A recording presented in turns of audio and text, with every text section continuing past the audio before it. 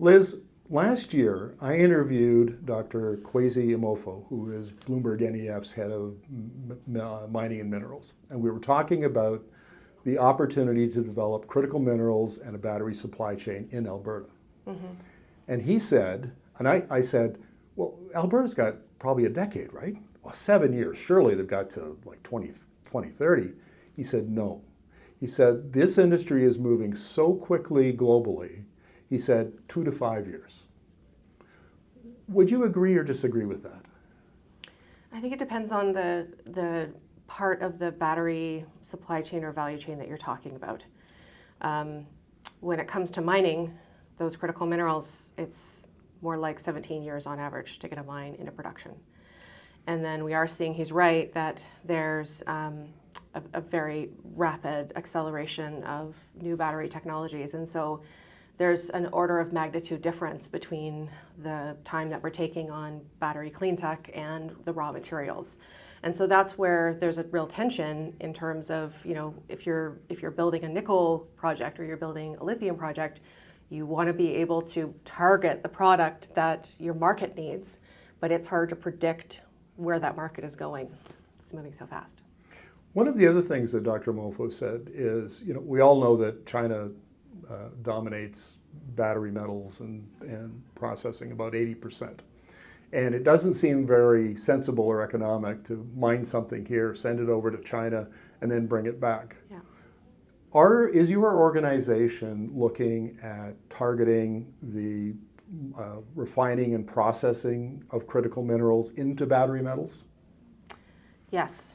So we see the raw materials as a strategic advantage for Canada. That's part of the reason that we're ranked number 2 by Bloomberg for battery value chain. But the value-added manufacturing is just that extra piece that we're looking at making sure that we capture as a country, as a continent. And so that's part of the work we're doing at BMAC. We're digging into, for nickel, for example, there's a multitude of different pathways. There's a multitude of different intermediates. There's implications in terms of net zero, which pathways you take. There's implications in terms of the capex that you require to accomplish that. And then, you know, we also want to make sure that we're getting those into the components and the various other stages down the chain and making sure that that's geographically optimized. Because something like pre-cathode active material is something you don't want to ship. So we want to make sure that we're taking all of those things into consideration. Where is Canada in terms of its progress towards that end? And especially given that the U.S. last year passed the U.S. Inflation Reduction Act and has targeted battery metals and battery components as part of its strategy. Are we making good progress, and are we going to face competition from the U.S.? Certainly, although there's, I think, a lot of collaboration between Canada and the U.S. and a lot of the incentives that have been put in place by the Inflation Reduction Act put Canadian resources as they're essentially eligible for those tax breaks. So if there's a refinery in the States and they're procuring Canadian supply, that's eligible. So that's going to help foster collaboration and cooperation between our countries. In terms of Canada's progress, it really depends on where you are. There's some more mature centers that have been working on their battery value chains for much longer. Places like Quebec is probably the standout leader. But we are seeing now the West organize itself so that it can rise to the occasion, make the most of this opportunity, and then effectively collaborate with the rest of the country so that we can realize this opportunity for Canada. Are the oil companies in Alberta open to getting into things like lithium extraction? So we're seeing folks like ExxonMobil entering the lithium arena and the subsidiary Imperial Oil.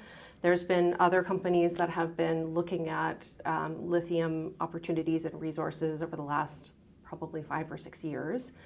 And it is a really strategic opportunity because in Alberta and British Columbia and Saskatchewan, it's the same method to get the resource out of the ground using wells. So you're producing a lithium brine instead of a hydrocarbon product. So it's a very strategic piece of the, the skill set. A lot of the folks that work in lithium in Alberta have an oil and gas background.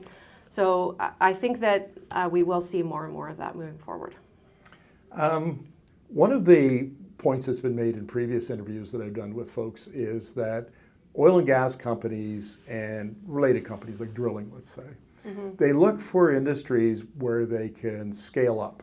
They can bring things, they bring capital and project management and technical expertise that very few industries can. So they want to do things at scale. Yeah. And it strikes me that lithium would be perfect for that. Absolutely, especially in Alberta because the resource is relatively low grade compared to other sources in South America. And so when you have a very low grade resource, you have to build the project big so that you can attain the economies of scale.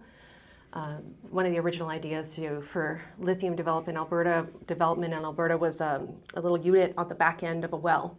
And then you just move that unit around and you make it concentrate, and that doesn't work for the first deployment, but it's a potential future deployment for the industry. Once you have that refining capacity in place, then you could probably enact a hub and spoke model so that you can access smaller pockets of brine that might not fit that economies of scale model. What are the concentrations of lithium in brine in Alberta, and is the technology mature enough to make extracting that lithium economic? So in Alberta, it's in the 70s milligrams per liter. That ranges, and there's a bunch of information available from the Alberta Geological Survey on that. In terms of the technology, it's not commercialized yet globally, although there's a number of players that are moving forward and they're at the pilot stage or they're beyond the pilot stage, and I think it's very, very close.